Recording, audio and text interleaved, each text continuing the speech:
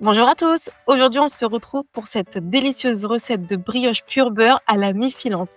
Et là, tu verras, c'est vraiment une mi-filante. C'est ma recette préférée. Elle est parfumée à l'eau de fleur d'oranger et avec les petits grains de sucre au-dessus, mais c'est carrément une tuerie. Je te laisse retrouver la liste complète des ingrédients en description.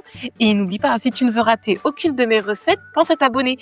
Et pour ceux qui n'ont pas vu la vidéo précédente, je tenais à vous remercier encore une fois pour tous vos abonnements. Allez, viens, je t'emmène en cuisine avec moi.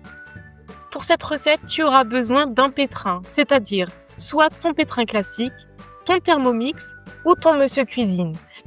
Je vais venir mettre mon lait, ma levure fraîche émiettée directement dans le lait, le sucre, l'œuf, la farine, une bonne pincée de sel et ma cuillère à soupe d'eau de fleur d'oranger. Je vais lancer le pétrissage pour 1 minute 30. Très bien, les 1 minute 30 sont passées. Avec le Monsieur Cuisine, je laisse reposer 30 secondes et je fais un deuxième pétrissage et je viens ajouter mon beurre. Pour ton Thermomix ou pour ton pétrin, tu n'as pas besoin de faire un temps de repos. Tu continues à pétrir en ajoutant ton beurre. Je lance un troisième pétrissage en laissant reposer 30 secondes pour le Monsieur Cuisine. Comme je t'ai dit, avec tes autres robots, il n'y a pas besoin de laisser reposer. Et voilà ce que j'obtiens. Regarde la pâte, comment elle est hyper élastique. C'est ça qui va nous faire notre filant. Si tu n'as pas cette texture avec ton pétrin, tu ajoutes du temps de pétrissage. Il faut vraiment que tu aies une texture comme ça, très élastique. C'est très, très important. En tout, le pétrissage a duré 4 minutes 30. Voici ce que j'obtiens, regarde. Tu as vu le réseau glutineux? C'est ça qui va nous permettre d'avoir une belle mie. Je recouvre et je laisse reposer 1h30. L'heure et demie est passée. Je vais venir dégazer ma pâte.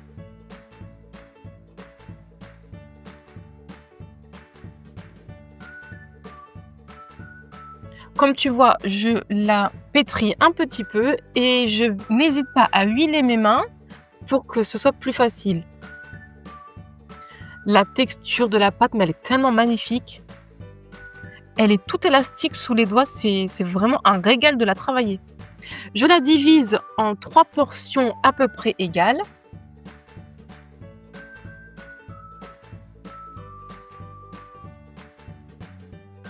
J'huile encore mes mains et je viens faire des boudins comme tu vois.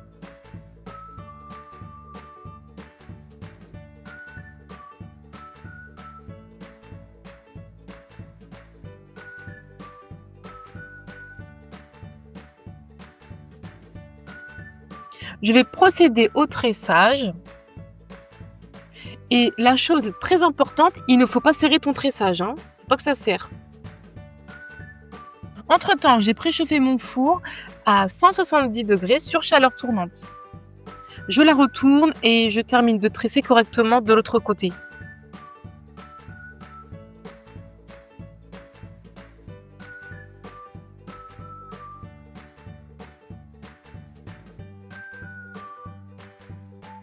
Et voilà.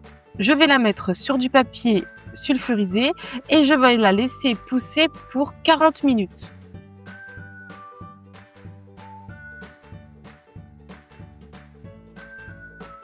Les 40 minutes sont passées, elle a très bien poussé.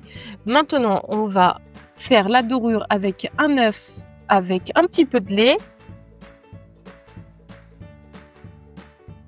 J'ai battu en omelette et je viens badigeonner ma brioche.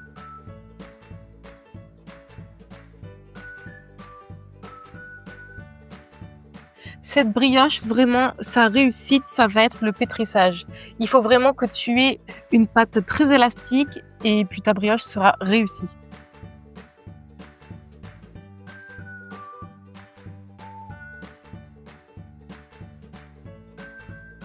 Je retire l'excédent d'œuf qui a coulé parce que sinon ça va faire une omelette. Moi, je veux pas ça. Et je viens mettre mon sucre grain au-dessus.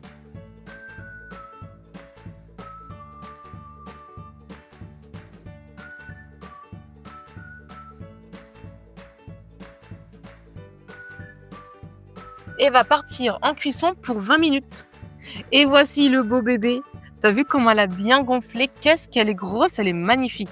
Ah oui, t'as vu, j'ai mis un petit couteau parce que avec la chaleur tournante, le papier sulfite est en train de se coller à la brioche. Est-ce qu'elle te plaît ou pas? Dis-moi en commentaire si elle te plaît ma brioche. En tout cas, elle est énorme. Ça me fait vraiment penser aux brioches anciennes, hein. Vraiment, mais c'est ça qu'on trouvait dans les boulangeries autrefois. Et là, tu vois qu'elle est vraiment filante. T'as vu comment elle fait des magnifiques fils? Eh bien, écoute, la recette est terminée. J'espère qu'elle t'aura plu. N'hésite pas à liker et à t'abonner. Et moi, je te dis à bientôt. Salut!